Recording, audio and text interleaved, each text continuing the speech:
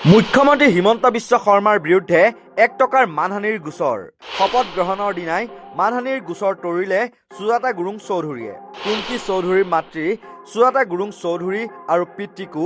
সাঙুৰি নিৰ্বাচনৰ সময়ত উদ্দেশ্য প্ৰণোদিতভাৱে কিছুমান ভুৱা অভিযোগ আনিছিল হিমন্ত বিশ্ব শৰ্মাই কিন্তু ততালিকে কিয় মানহানিৰ গোচৰ তৰা নাছিল বা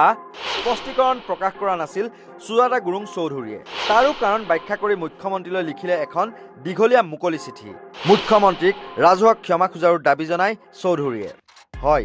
এই যে ফটোখন দেখিছে যিখন হিমন্ত বিশ্ব শৰ্মাই সংবাদ মাধ্যমৰ সন্মুখত দেখুৱাই গৰু মাংসৰ টুকুৰা ভক্ষণ কৰি থকা বুলি কৈছিল আপোনালোকে নিজে কওকচোন এয়া বাৰু গৰু মাংসৰ টুকুৰা হয়নে এয়া হৈছে আমেৰিকা যুক্তৰাষ্ট্ৰৰ কলোৰাছ ৰাজ্যৰ ডেনভাৰ চহৰৰ এটি কেনাবিছ গীৰ্জাৰ সংগ্ৰহালয়ত সজাই থোৱা এবিধ বিশেষ সামগ্ৰী আৰু সেই গীৰ্জালৈ যোৱা বিভিন্ন দেশৰ পৰ্যটকসকলে সামগ্ৰীবিধ হাতত লৈ ফটোহে উঠে ই কোনো গো মাংস নহয়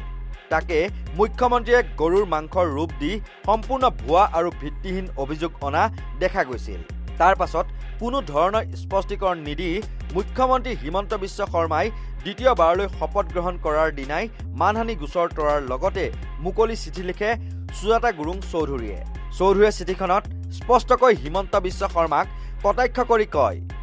মোৰ জীৱন মোৰ খাদ্যাভ্যাস মোৰ সংস্কৃতি মোৰ ধৰ্ম মোৰ আদৰ্শ বা হয়তো এগৰাকী ব্যক্তি হিচাপে মোৰ বিষয়ে একোকে নজনাকৈ আপুনি মোক গো মাংস ভক্ষক এগৰাকী অসনাতনী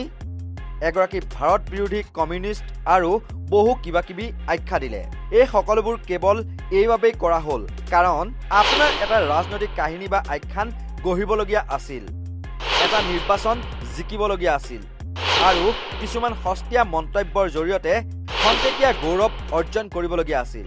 বহুতে সুজাতা গুৰুং চৌধুৰীক সেই সময়ত ভিত্তিহীন অভিযোগৰ সন্দৰ্ভত স্পষ্টীকৰণ দিবলৈ কৈছিল যদিও কিয় সেই সময়ত তেওঁ মনে মনে থাকিল তাৰো কাৰণ ব্যাখ্যা কৰে মুকলি চিঠিখনত এজন ৰাজনৈতিক চিকাৰী কুকুৰৰ সন্মুখত স্পষ্টীকৰণ দিয়াৰ কোনো অৰ্থ নাই চৌধুৰীয়ে লগতে লিখি কয় এতিয়া আপুনি আমাৰ ৰাজ্যৰ মুখ্যমন্ত্ৰী আৰু জনসাধাৰণৰ এজন নিৰ্বাচিত জনপ্ৰতিনিধি হিচাপে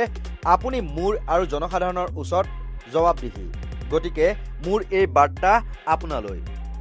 আপোনাৰ অভিযোগসমূহ অসৎ উদ্দেশ্যৰে কৰা হৈছিল ই ৰাজহুৱাকৈ মোৰ চৰিত্ৰ হনন কৰিছে আৰু ই আছিল সম্পূৰ্ণ মানহানিকৰ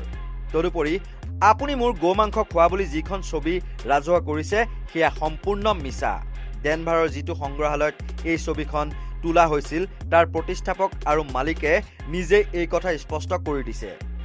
আপোনাৰ দৰে এজন ক্ষমতাশালী ৰাজনৈতিক নেতা আৰু এজন মুখ্যমন্ত্ৰীৰ বাবে এই বিষয়টোৰ হয়তো কোনো গুৰুত্ব নাই কিন্তু মোৰ দৰে এজন সাধাৰণ মানুহৰ বাবে ই জীৱন সলনি কৰি দিয়া এক ঘটনা মই কেৱল ৰাজহুৱাকৈ অপমানিত হোৱাই নহয় বৰঞ্চ ৰাজহুৱা মাধ্যমত মোৰ নাবালক সন্তানৰ ছবি প্ৰকাশ কৰি তেওঁলোকৰ জীৱনো বিপদাপন্ন কৰি তোলা হৈছে মানুহে মোক এতিয়া ছ'চিয়েল মিডিয়াত নিলিখিবলৈ মোৰ ভ্ৰমণৰ ছবি নল'বলৈ পৰামৰ্শ দিছে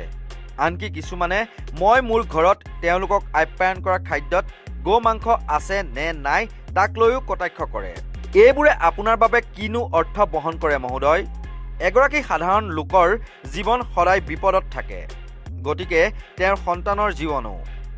এজন সাধাৰণ মানুহে সদায় কটাক্ষৰ সন্মুখীন হ'বলগীয়া হয় গতিকে সেয়াই হওক ইপিনে মুখ্যমন্ত্ৰী হিমন্ত বিশ্ব শৰ্মাই চৌধুৰীক দেশ বিৰোধী আৰু কমিউনিষ্ট বুলি অনা অন্য অভিযোগ সন্দৰ্ভত উল্লেখ কৰি চৌধুৰীয়ে কয় এটা নিউজ পৰ্টেলত প্ৰকাশিত প্ৰবন্ধ এটা কেৱল ৰিটুইট কৰিলেই কোনো ভাৰত বিৰোধী বা সন্ত্ৰাসবাদী হৈ নাযায় মোৰ ব্যক্তিগত পুথিভঁৰালত ৫,০০০তকৈও অধিক কিতাপ আছে আৰু মই তাৰে আধাতকৈ বেছি পঢ়িছোঁ এইবোৰ পৃথিৱীৰ বিভিন্ন সংস্কৃতি আদৰ্শ ব্যক্তিসকলৰ ভিন্ন মতামত আৰু চিন্তাধাৰাৰ ওপৰত আধাৰিত কিতাপ এই কিতাপবোৰ পঢ়িলেই মই ভাৰত বিৰোধী বা সন্ত্ৰাসবাদী হৈ পৰোঁ নেকি চিঠিখনৰ শেষৰ ফালে চৌধুৰীয়ে উল্লেখ কৰে যে ভাৰতৰ প্ৰতিগৰাকী নাগৰিকৰে নিজৰ ধৰ্ম সংস্কৃতি খাদ্যাভ্যাস আৰু আদৰ্শ বাছি লোৱাৰ সাংবিধানিক অধিকাৰ আছে মুখ্যমন্ত্ৰী হিমন্ত বিশ্ব শৰ্মা নিৰ্বাচন আৰু বাক চাতুৰতাৰ যুদ্ধখন জয়ী হোৱা বুলি তেওঁ সদৰি কৰাৰ লগতে সোঁৱৰাই দিয়ে যে যুঁজখন এতিয়াও বহু বাকী আছে আৰু শেষ উশাহ লোৱালৈকে এই যুঁজখন চলাই নিব চৌধুৰীয়ে জন্ম আৰু সংস্কৃতিৰে এগৰাকী হিন্দু